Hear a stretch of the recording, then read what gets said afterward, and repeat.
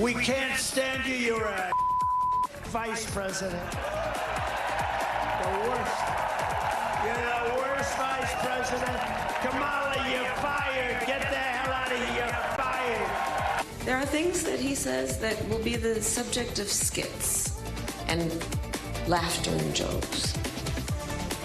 But words have meaning coming from someone who aspires to stand behind the seal of the President of the United States. Those were bleeps at the top. If you thought the gloves were off before, we've still got 2 weeks to go until Election Day, and both candidates are slinging some barbs as they hit pivotal swing states. I'm Gadi Schwartz, and this is Stay Tuned Now.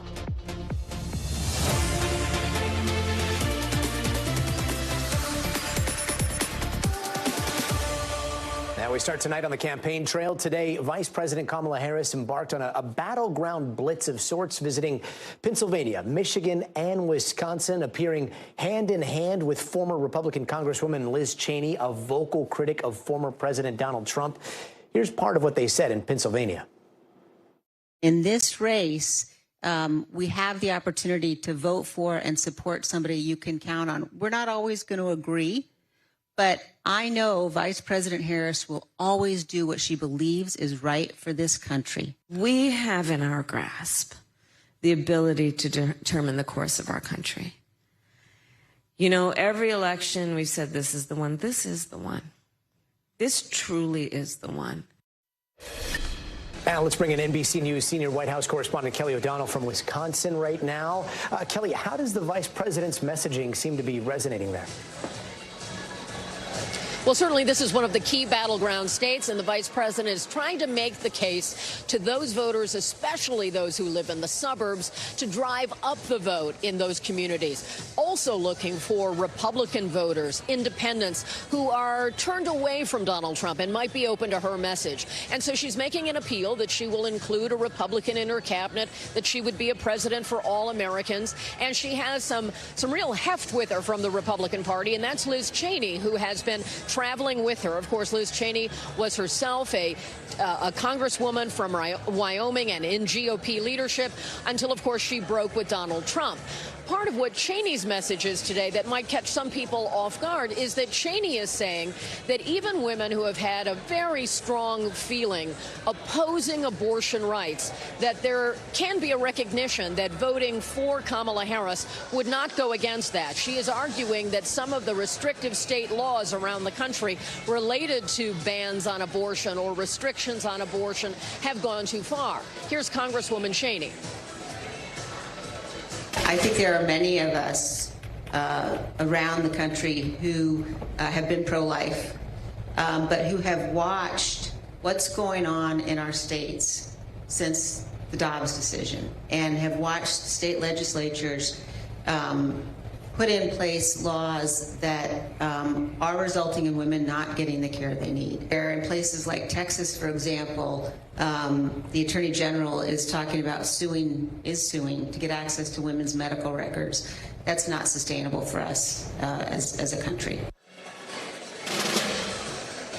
So in states like here in Wisconsin, other so-called blue wall states, Pennsylvania, Michigan, they're trying to, of course, keep their Democratic base and have them turn out, but they want to run up the numbers in suburban areas because they believe that Donald Trump shows strength among male voters, also in rural areas, and so they want to drive that message home. And having someone like Liz Cheney on board helps to expand the appeal for Harris. At least that's the argument made by the Harris campaign. Gadi?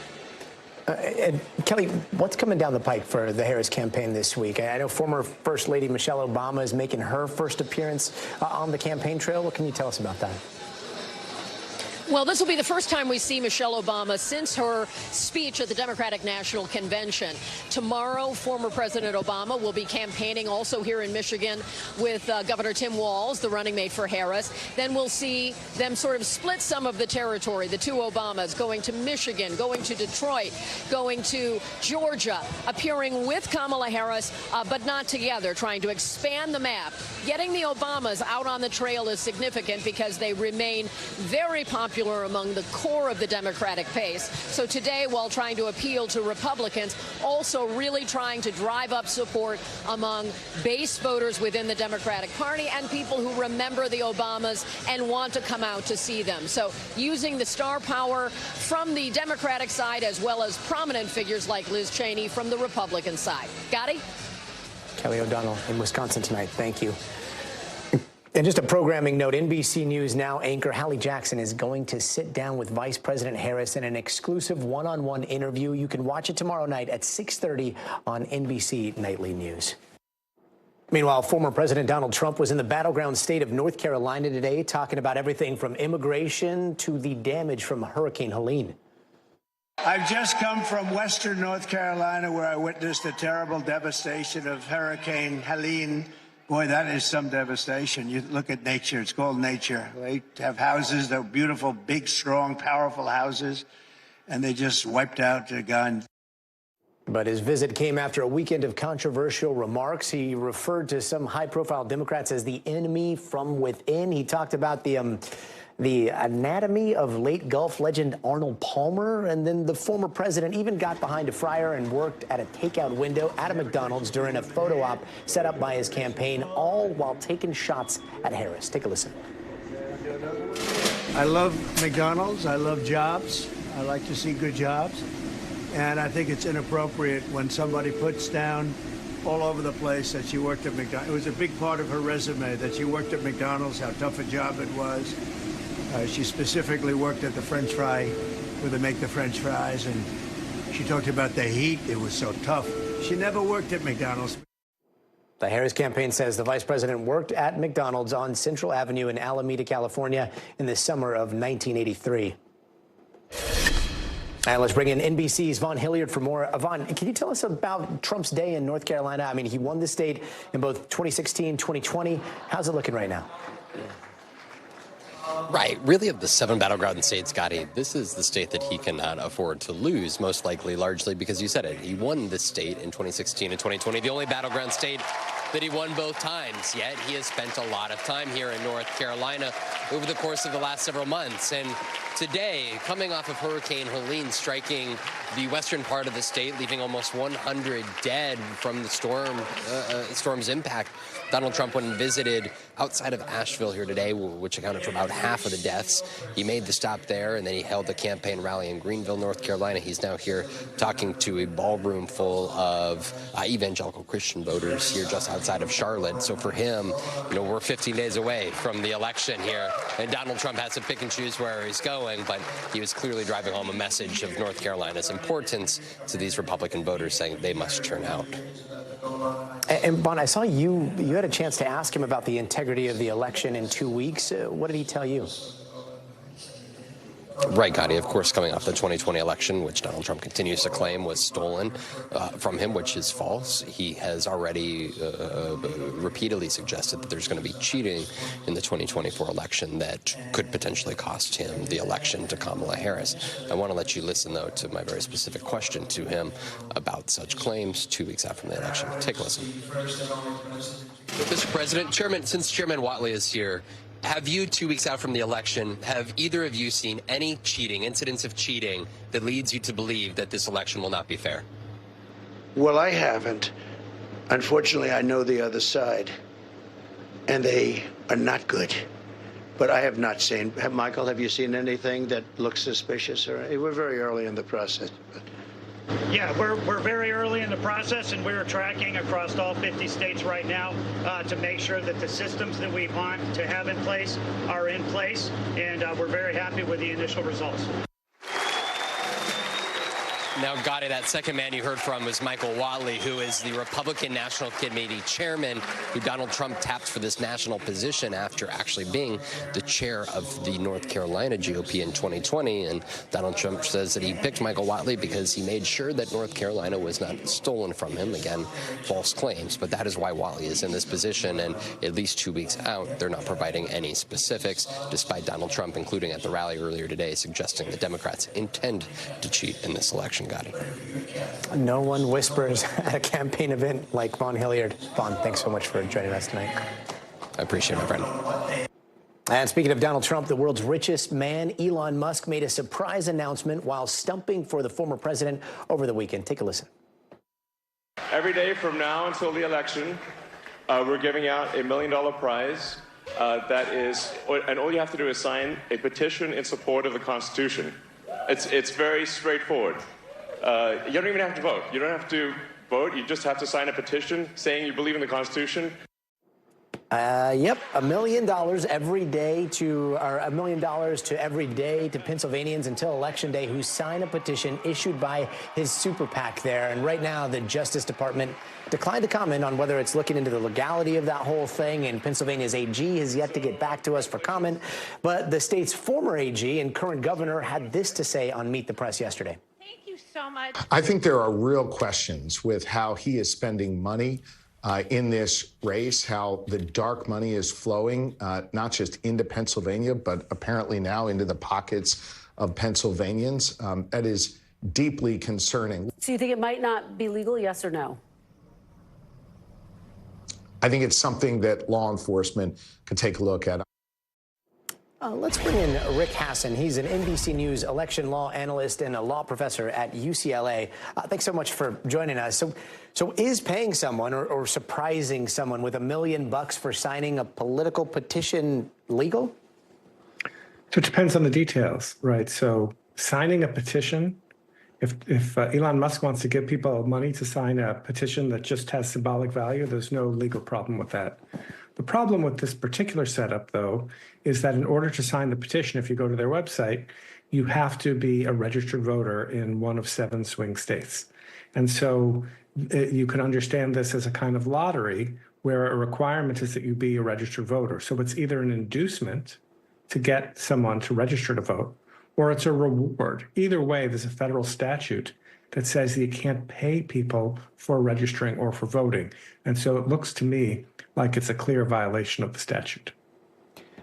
If this is found to be legal, this feels like when, I don't know, my mom would tell me and my brothers to stop fighting and to not touch each other in the back seat, and then one of us would get really close and be like, I'm not touching you, I'm not touching you, and then the next thing you know, like it would all descend into a knockdown fight. Is that what's happening here? Is the language we're hearing kind of like the, hey, I'm not touching you, here's $1 million, and we'll see how things go? Well, he was doing a bunch of other things before this, including, if you wanted to hear his speech, he was giving a bunch of talks in Pennsylvania. You needed to, in fact, be a registered voter. I think now this has crossed the line. And I think what we have to think about is if there's no consequences for doing this, we're going to see all kinds of ruses like this, all kinds of rewards being offered to voters. I mean, do we really want to say that we're going to give a lottery ticket to every person who shows up to vote, or give them, free food? We already saw this caused problems in Georgia, which has a stricter law about these things. But if we're going to start allowing giveaways, it's going to make people think more about the election in terms of what is personally in it for them, versus thinking about what's in the best interest of the country. Let's just play that out a little bit further. If this is found to be legal, how do you see that changing politics as we know it, both on the left and the right? Well, look, Elon Musk is, I don't know if he's the richest person or one of the richest people in the world. He's using his considerable wealth already through legal means to try to influence the election, pouring tens of millions of dollars into political committees that can essentially legally, be the kind of the shadow campaign for a presidential candidate. He's getting tremendous influence, not only over who is elected, but also what the person might do once they are elected. But this offering incentives for people to vote takes it to a whole new level. And really, the danger here is that it changes the nature of voting from something that is more public regarding to something that is really private regarding. And I think that could really undermine our electoral system. Even when he says, and again, this is what they keep pointing to, even when he says you don't have to vote to qualify for this money? You don't have to vote, but you do have to register in order to be eligible. It's right there on his website. When you go to sign the petition, it's only for these people who are registered in these 7 swing states. Election law analyst Rick Hassen, thanks so much for joining us tonight. Thank you. And there is a state of emergency in southeast New Mexico tonight after historic levels of rain in and around Roswell triggered a deadly flash flood over the weekend, and at least 2 people were killed and more than 300 people had to be rescued. Entire streets were underwater, forcing people to find higher ground as those floodwaters rushed inside homes and businesses. Cars were also seen floating away or stranded, and a local sheriff even had to jump onto the top of his truck when he got stuck. Take a look. As you can see down here, that is the side of my truck, and there are multiple vehicles. Meanwhile, this group of people jumped in to save a dog who was nearly swept away by rushing floodwaters. The National Weather Service says Roswell saw nearly 6 inches of rain in 24 hours, breaking a record dating back to 1901. Now, this is the aftermath. Once the water started to recede inside of a convention center, you can clearly see how high the water rose by that line marking the walls there. And this is what the outside looked like. You see the tree uprooted. You see, just took out fences everywhere, tables. Look at the car, upside down. Incredible images. And NBC News correspondent Gadi Venegas joins us now from Roswell, New Mexico. Gadi, I mean, hearing more than 300 people being rescued, how much warning did people have? Well, Gadi, the National Weather Service had issued a warning of the possibility of flooding in this area. But as you mentioned, this was record-breaking rainfall. They got about a third of the annual rainfall in just a few hours. Also, Gadi, this happened overnight. I've been speaking to a lot of the residents in this area, one of the most affected areas near Main Street here in Roswell, who told me they went to bed understanding that they had the heavy rain and the warning, but they also trusted in this neighborhood that the river that runs through had enough protection because there's walls that go more than 10 feet high that protect these communities from the water rising in that river. But as we've seen, rivers like this one rose to the level of the wall and above, eventually making it into some of these homes. I had a conversation with a neighbor just up the street who told me this is what it was like when he woke up to water inside his home. I mean, it didn't take very long. The water was probably an inch or two in the house, and then within just a few minutes it was up, probably halfway up our shins in the house. But I mean, the water was flowing. It was flowing north, kind of northeast, like a river. I mean, even all of this. Yeah. So I mean, I couldn't even get to my truck because of how strong it was coming up the road. So it was just at that point we were just panic mode, trying to get water out the house. Now, the current he's talking about with the river that's just near us, that was pushing cars inside the river. We've seen about 10 cars that are still in the river. It took out a chunk of the asphalt, part of a bridge that goes over it. I mean, that's the type of power that this flash flood had. Now, he was lucky enough to be able to go back in his house, which had water, but it sits on higher ground, so he stayed in the home. But other neighbors down the street couldn't do the same because the water went inside their homes. At least one of the neighbors I spoke to had said it went up to 5 feet. So they had to fight through the current, him and his wife with their dogs, in order to get out. So that's why a lot of these rescues had to take place, because some people got in their cars and then they were just stuck. They ended up having to climb over the cars, on top of the cars, and wait for someone to come and rescue them, Gadi. And Gadi, I can't get over it. I mean, you've been doing such incredible reporting out during the hurricanes, right? The hurricanes in Florida. Now you're in the middle of the New Mexico desert reporting on flooding. How does the damage compare to what you saw in Florida?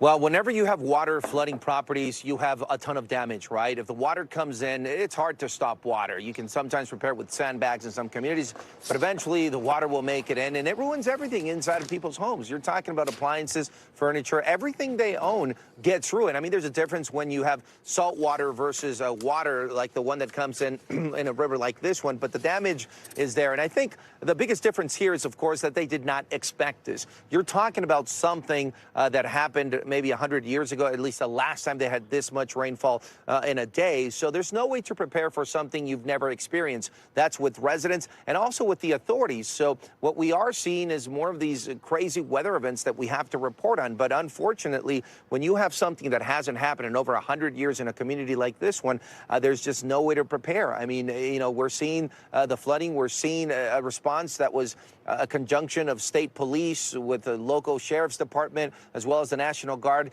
do everything that they were able to do to rescue a lot of the individuals that were stuck, Gadi. Gadi Venegas out there in Roswell for us. Gad, thank you. And investigators in Georgia are trying to figure out what led to a deadly gangway collapse over the weekend as people tried to board a ferry. That tragedy sent 20 people falling into the water, killing 7 of them.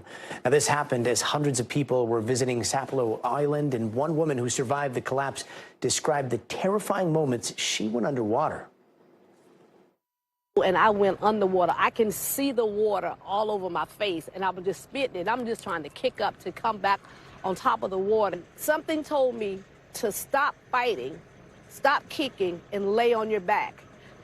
I laid on my back, and all of a sudden, God sent me an angel, and she grabbed my hand, and she pulled me to shore, and she said, I got you. And today we're learning a lot more about the victims. They were all in their 70s except for one who was in her 90s. NBC News correspondent Priya Sridhar has more. That's right, Gadi. I'm here in Meridian, Georgia, which is about an hour south of Savannah, and this is the only access point to get to Sapelo Island. It's only accessible by ferry, and basically what investigators are looking at right now is what caused the gangway to collapse, which is what led to this tragic incident. The gangway looked very similar to the one that you see behind me here. It was actually built somewhat recently, back in 2021, and they know that there were anywhere from 20 to 40 people who were standing on it at the time of the collapse. Now, Georgia's Department of Natural Resources is the one that's investigating this incident. They say they don't believe that a boat hit the dock. Now, one thing we do know is that typically when the ferry is under operations, only about 100 people travel to the island every single day. But because of this Gullah Gucci celebration that was taking place this weekend, there were actually 700 people on the island. And now members of Georgia's Legislative Black Caucus held a press conference not too long ago, and they're demanding answers as to what exactly happened here. Take a listen. When there's an emergency in Sapelo, what do? What's the plan? There are resources that surpass just counseling. What financial resources are available? What communications are available? What are we going to do to maintain that this will never happen again? And Gadi, we are learning more about those victims who tragically died in this accident. They were all senior citizens, all 7 of them, ranging in age from 73 to 93. We did learn the identity of one of those victims is a pastor named Charles Houston. He was a pastor for Georgia's Department of Natural Resources. We got an opportunity to speak to his daughter, and she said that he died exactly the way he lived, trying to help other people. Now, she and her father jumped into the water to try to save the people who were drowning, and tragically her father died in the process. Now, there were another 8 people who were injured, taken to local hospitals, 6 of them with critical conditions. Gadi, back to you. Heartbreaking. Priya Sridhar, thank you. And don't go anywhere. We are just getting started. Up next, a new twist in the case of a Texas death row inmate. Robert Robertson was supposed to testify before the State House Committee today, but that didn't happen. Priscilla Thompson has the latest developments from Austin, plus a deadly helicopter crash caught on video. More on the cause behind that crash that killed all 4 passengers on board. And how SpaceX is dominating the satellite space with thousands of satellites now orbiting the planet and plans for thousands more to head up there.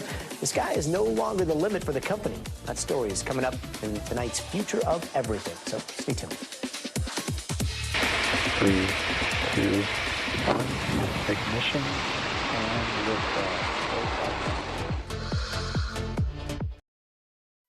Hey, welcome back. And here's some of the stories happening out west that we're following right now. The murder trial of Nina Momeni, accused of killing Cash App founder Bob Lee, continues today in San Francisco. Now, on the stand was Momeni's sister, a key witness for the prosecutors who focused on texts sent between the siblings. Momeni, who has pleaded not guilty, faces 26 years to life if convicted. And over in Denver, a shooting late last night left a police officer hurt. Police say the suspect was caught breaking into a car and fired several shots, hitting one officer in the arm. The suspect then took off but was later arrested by Denver police and now faces 2 counts of attempted homicide and 1 of assault on an officer. And outside Denver and Lakewood, there was a strange situation last Friday when police were called about a stolen car with a kid inside. They found the car at a tow yard with the kid sleeping safe and sound. Schwartz. Turns out the parents let the child nap while they did laundry, and the tow truck driver took the car unaware of the child. Police say it was an honest mistake, and no charges are going to be filed.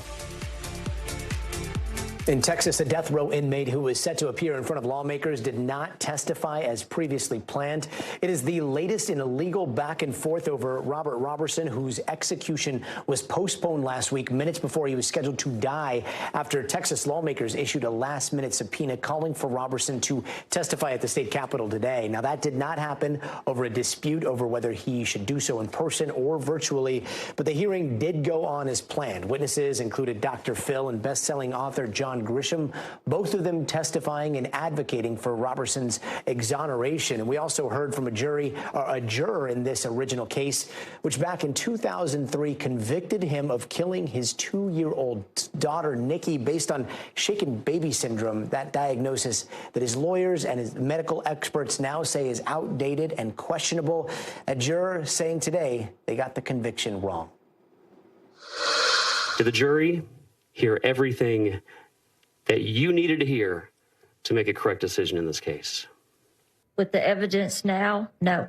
Knowing what you know now, did the jury get it right? No. Knowing what you know now, do you believe Robert Robertson murdered his daughter, Nikki? No. How strongly do you feel about that? 100%. And Priscilla Thompson joins us now from Austin. Priscilla, no Robertson, but still very explosive testimony there today from that juror. What else did we hear from her?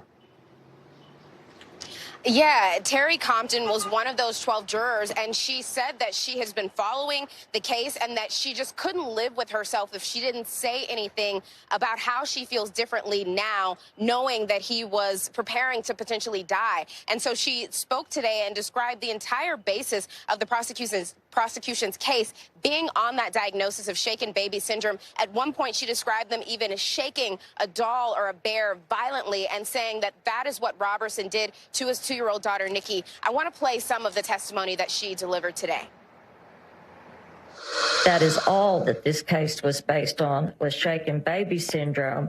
And even the prosecution's star witnesses that they would have brought up, psychologists, doctors, all of this, the only thing that they would discuss in their testimonies and all of this was shaken baby syndrome. And she made clear that had she known about the chronic illness that this young girl suffered from and that she was sick just days before she died, that would have impacted the decision that she made there as a member of the jury. We also heard from Dr. Phil talking about that shaken baby diagnosis and how the medical consensus around that has changed today. And all of these witnesses saying unequivocally that they do believe that Robert Robertson is innocent and certainly worthy of a new trial. Gadi?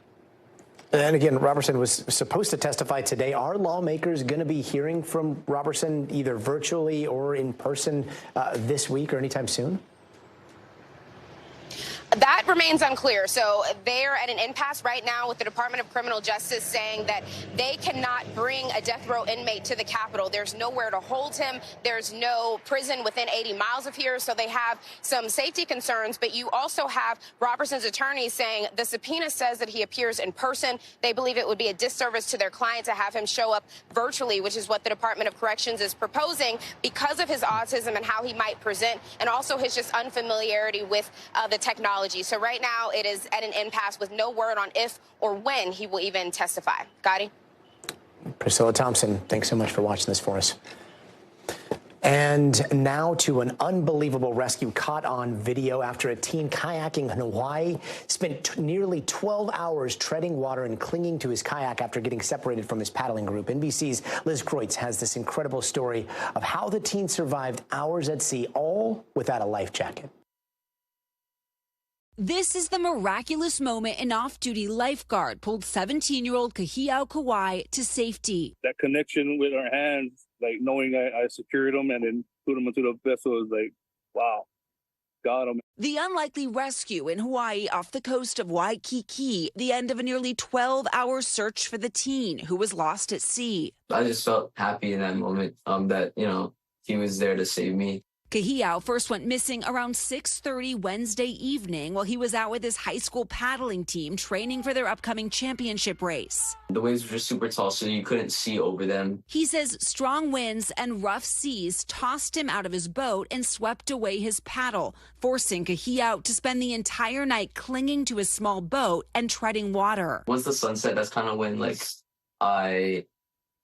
started realizing, oh, I'm going to be stuck out here for a while. Without word of their son's whereabouts, his parents left anxiously waiting. I actually really freaked out. I mean, slamming the steering wheel, screaming out loud, just kind of freaking out. Finally, around 4 a.m. the next morning, a Coast Guard crew spotted the teenager from the air and alerted a family friend who was out searching on a nearby boat. So I yelled his name out, like, Kyle, and then he replied, he's like, yes. I went into shock, and I turned into a big crybaby. I was like, finally I'm safe. And I was so thankful for him. Kahiao was treated for hypothermia and severe dehydration, but that he was alive was the miracle his parents hoped for. I'm so happy, not just that Ka'ala and I get to have Kahiao much longer. Everybody else gets to rejoice today. Liz Kreutz, NBC News.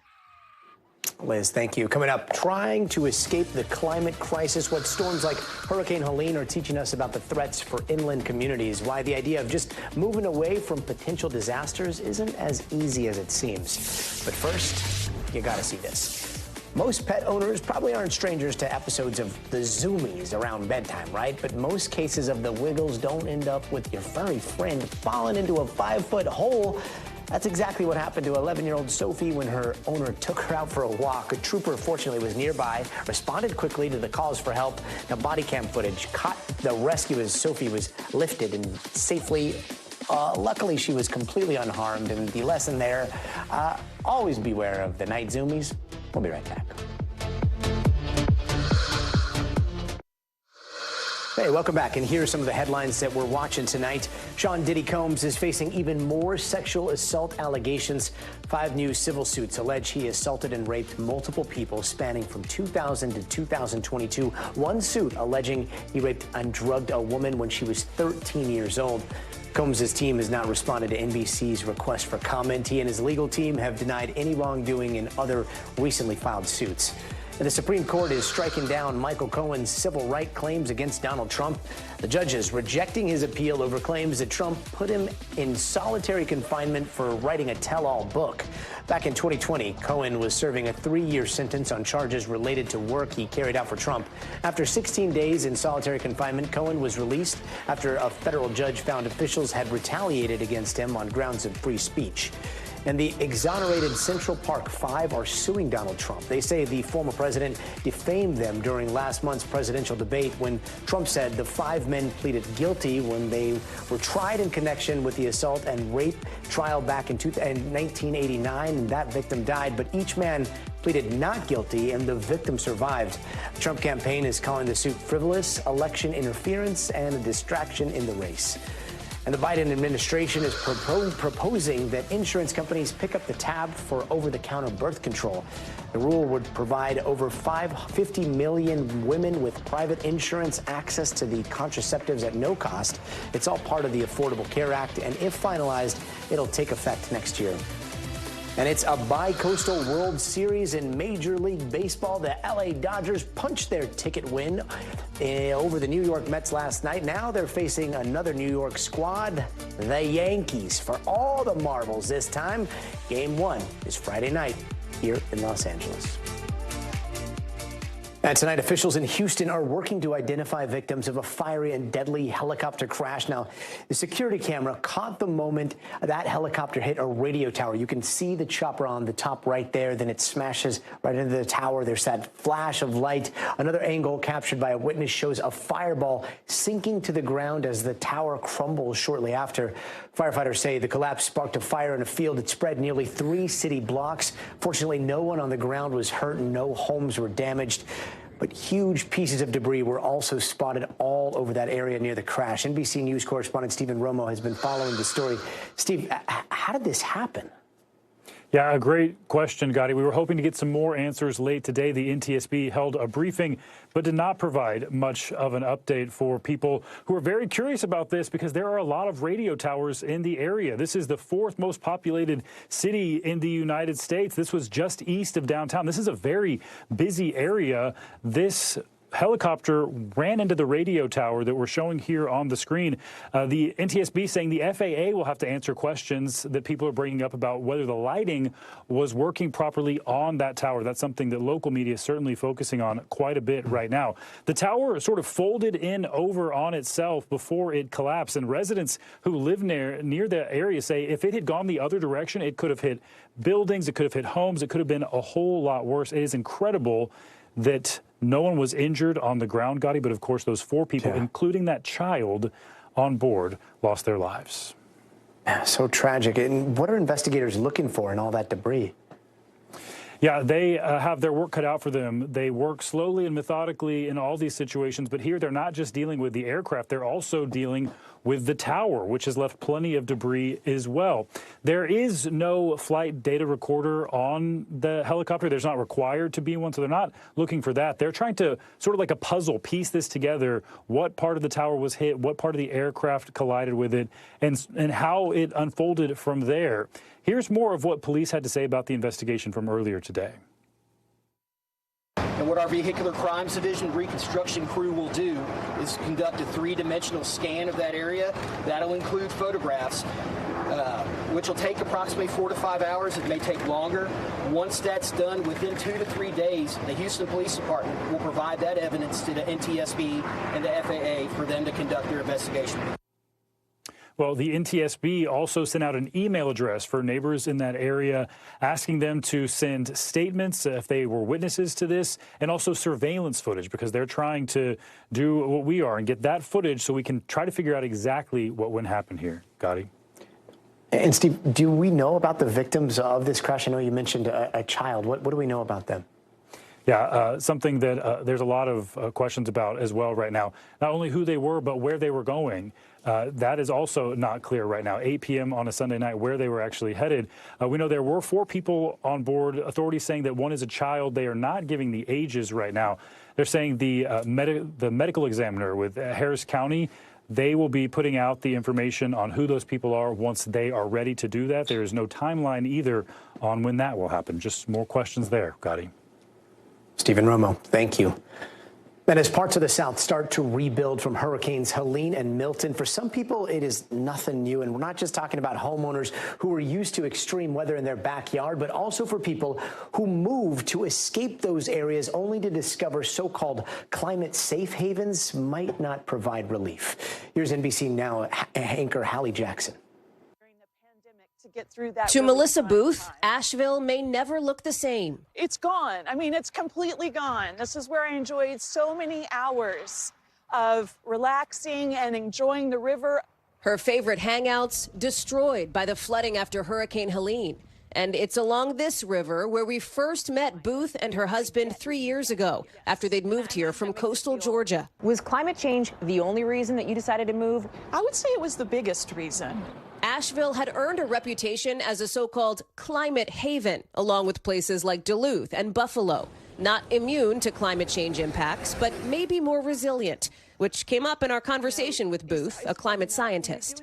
There's also no hurricanes, no big tornadoes, no violent weather patterns. Today, the best data showed that it was insulated from intense hurricanes, from severe droughts. After having lived through this flooding, I realized that I was wrong to think that Asheville is a climate haven or that there is a such thing as a climate haven.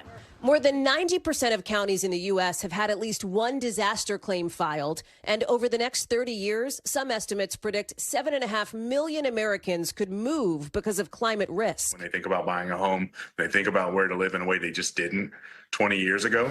Experts say it's not about zero risk, just how much and what kind. From wildfires out west to extreme rain and snowfall near the Great Lakes to, yes, inland flooding in places like North Carolina. We need to have strong plans for when this happens again, because it will. It's going to happen to every community across the U.S. But Booth has no plans to move again. In natural systems, resilience is the ability to bounce back. And that's what I want Asheville and all communities around the planet to have, the ability to bounce back. And I want to be part of that solution. Hallie Jackson, NBC News. Hallie, thank you. And still ahead, major criticism over an emerging proposed Israeli strategy as the war with Hamas rages on. Inside the serious humanitarian concerns, coming up next.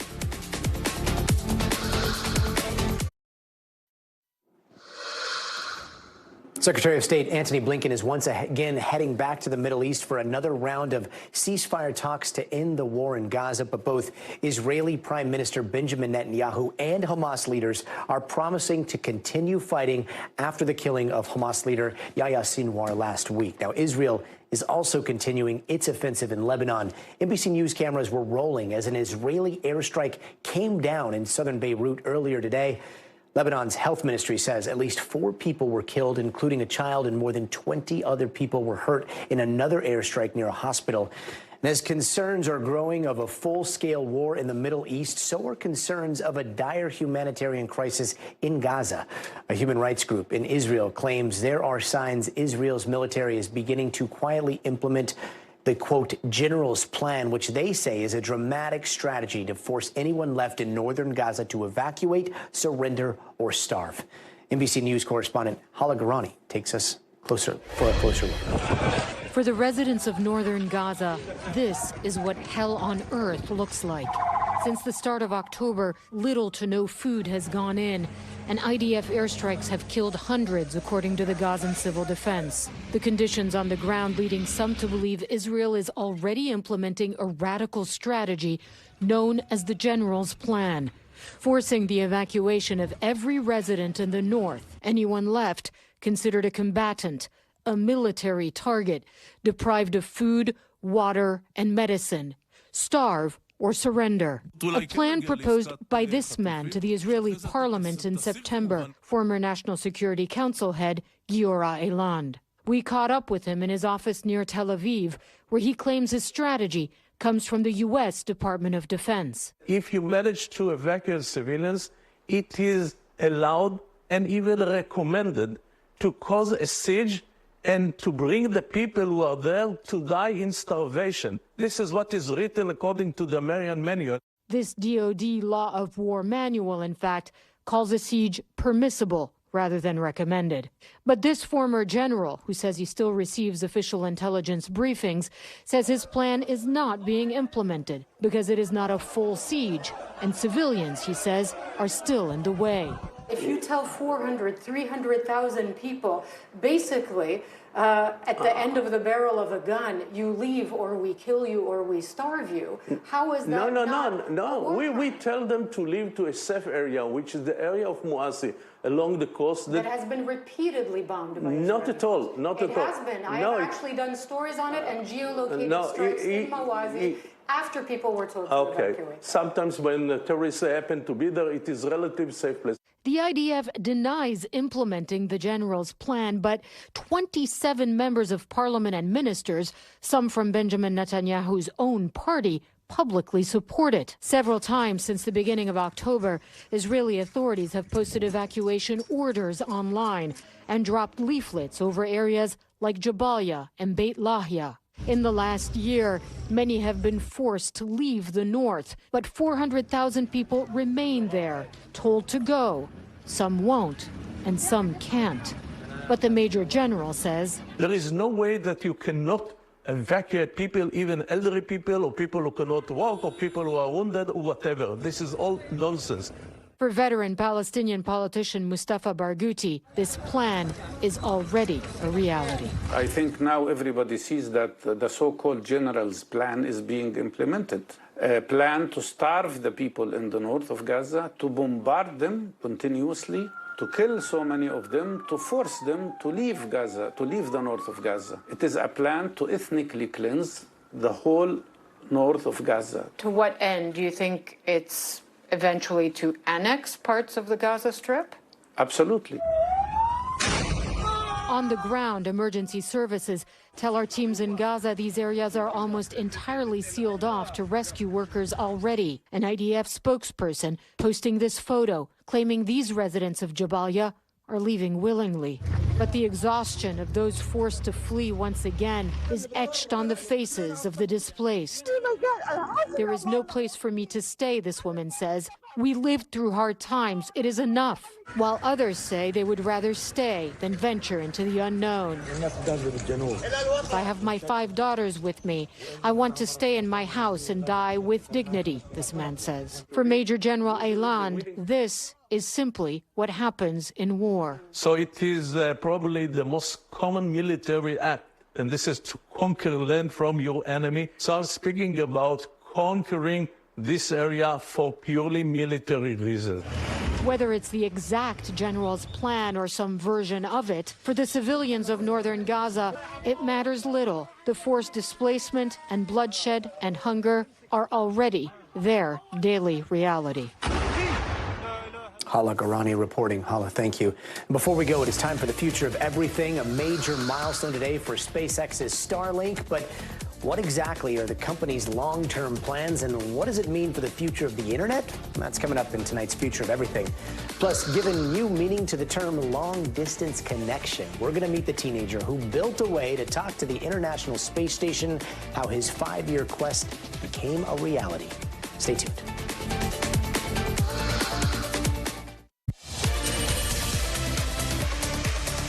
And in tonight's Future of Everything, SpaceX hit another milestone. Take a look at this. 3, 2, 1, ignition, and liftoff. Right there is launch number 100 by SpaceX just this calendar year. It is a new record for the company, which has become the dominant force in the modern space race. Those Falcon 9 rockets take off an average of every 4 days, and each launch bolsters SpaceX's standing as the leading internet satellite network these days. We're talking about Starlink, of course, and since its first launch in 2019, SpaceX now has about 6,000 satellites actively orbiting Earth. The goal, more than 30,000 satellites in the near future, covering even remote areas like the North and South Poles. And we've already seen Starlink making a big impact in disaster zones worldwide. After recent hurricanes in the southeastern part of the United States, the company offered its internet services when traditional networks went down.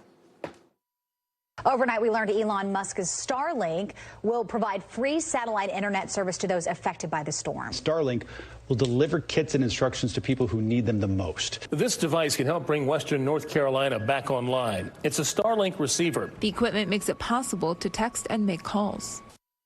And NBC News in business and data correspondent Brian Chung joins us now here in the studio. First, Brian, let's get the fine print out of the way here, because there's a catch, right, to setting up the internet in these disaster zones. Can you walk us through that? Yeah, so if you want to get access to Starlink, you have to have the router from Starlink first. You need the hardware. It's essentially the same thing as a Wi-Fi router that you'll have in your home. It's the only way that you can get that internet access, which Starlink is beaming down from satellites that are in orbit. Now, that hardware costs $349 a year, and yes, Starlink is offering it for free to the people that are affected by the hurricane. But for everyone else, if you have this set up in your residential home, it's going to be $120 a month. So it's not cheap. And again, you do need that hardware to access it. You can't just plug into their satellites for free. But at least there's some help going to those hurricane victims. Got it. And, you know, it's one of those things where when you look up at the night sky, if it's dark enough, you can see like a bead of lights. That map was crazy, right? Of all those little dots. It's wild. And when you see them moving across the sky, it almost looks like a UFO. There's a lot of people that report those in, but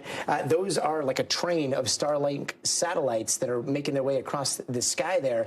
This is so wild because it almost seems like this was, you know, like a side hustle to the whole let's make our species interplanetary, and yet it is now making a massive amount of money, right? Yeah, well, I mean, you think about 5 to 6 years ago when Elon sent one of his rockets up and he attached his own Tesla Roadster to it. So, you know, at first it was just kind of like a test. It was dummy payload at the time, but really what we're seeing now is is that this has served as a major moneymaker for SpaceX as well. It's not a public company, so we don't have clear numbers, but you can see the projections ahead of you. $6.6 billion in revenue, and that's because they have 4 million, again, million already right now, active subscribers signing up for this. And not only do they have individual people signing up for it, but they have businesses that are paying them to send satellites up in space as opposed to his own Tesla Roadster. When you look at companies like Hawaiian Airlines, Qatar Airways, and as of recently, this is a big one, United Airlines basically signing up for this service as well, because what's a big use case for these satellites? Well, it's not just in hurricanes or in times of disaster. It's also getting internet service to those that are flying at 30, 32,000 feet so that you can crush your work while you're doing a transatlantic flight. And all this is happening with the Falcon rockets, right? What happens when we start to see the Heavy involved? And what happens when we start to see Starship launching some of these Starlinks? Yeah, well, I mean, look, the numbers are already staggering, even with their smaller rockets. And then when you consider that SpaceX already has over 6,400 satellites in orbit, I mean, when you look at other competition in the space, certainly that's well above what we've seen other competitors try to do. But look, the question here is if they do a larger rocket, you can get even more rockets out there. I mean, think about even maybe tens, hundreds at the same time at some point. So again, look at those numbers right there. They're already well ahead of, let's say, OneWeb satellites. Amazon is also in this space as well. China's trying to get into the game as well. But one last point I want to leave you with here, Gadi, you can't just shoot satellites up into space. Let's say you want to put something up there. You have to get approval, at least in the United States, from the FCC. And there's also an international body, too. It's called the International Telecom Union. It's actually part of the United Nations. You need permission from them before you can send stuff up there. So you and I, we can't go in our backyards and just send a satellite up there. I mean, it'd be fun, though. I think we should maybe give it a shot. We should try, yeah. All right, Brian Chung, thank you so much. And finally tonight, have you ever looked up at the sky and felt like ringing the astronauts that are floating around at the space station and giving them a chat? Well, one Oregon teen turned his dream into reality by building his own way to make that happen. And Devin Haskins from our NBC affiliate in Portland shows us how. 1.4 maximum at 148. Outside the Evergreen Aviation and Space Museum. We're very excited. Handmade antennas spin on a bluff, searching for a signal out of this world. This is the main antenna that it's going to communicate with its base station as it traverses overhead. You should be able to rotate it. And while this type of science and math, yeah, just that one, might make our heads spin. Good. Okay, hit it. It's a challenge. Juliet 7, Lima November whiskey testing. We have 2 hours. 13-year-old Zeke Wheeler welcomes. Yeah. If there is a problem, we switch to our backup antenna. So it will work. As the International Space Station orbits high above the Earth, we just need to kind of tie it off. Down low, a crew of volunteers and family helps set up the equipment on the bluff that will make Zeke's 5-year-long mission of talking with the ISS come to life. This mission started when I was 8 years old, and I asked my dad, how can I contact an astronaut on the International Space Station? But he didn't know. So, through research and determination, open squelch.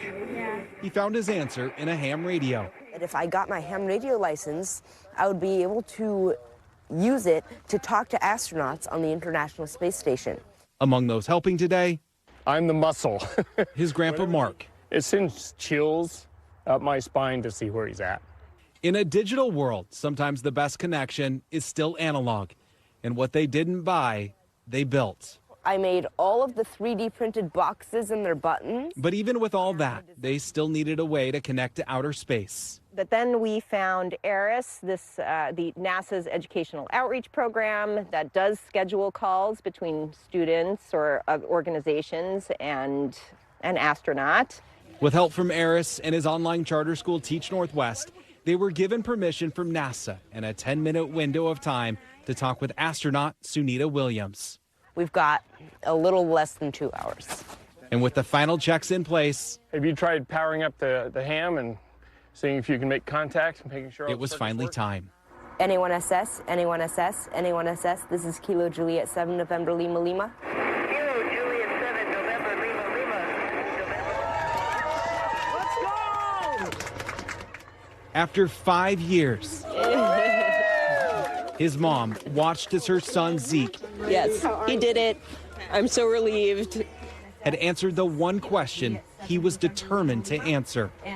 Sunita, this is Kilo Juliet 7 November Lima Lima. It is a great honor to connect with you today. I read you 5. He wasn't here to talk with Williams, though. He just wanted to prove that he could. And are you ready to receive questions? Yes, Tech Northwest. It's great to hear your voice, and I'm ready for questions. And with the signal established, he turned over the microphone to his classmates. What is your mission while you were up there? Over. Hi, Elise. Our mission was actually to test the spacecraft while coming up here. With every question asked and answered, the 10-minute window closed. Thank you so much, Sunita, and we are about to lose contact. Zeke had proven to himself the possibilities of his imagination are endless. I want to get more kids interested in hands-on STEM and doing projects like this. Zeke, phone home. You sure did that, Zeke. Incredible stuff. That does it for us tonight. I'm Gadi Schwartz. We'll see you here tomorrow. But until then, stay tuned now. Thanks for watching. Stay updated about breaking news and top stories on the NBC News app or follow us on social media.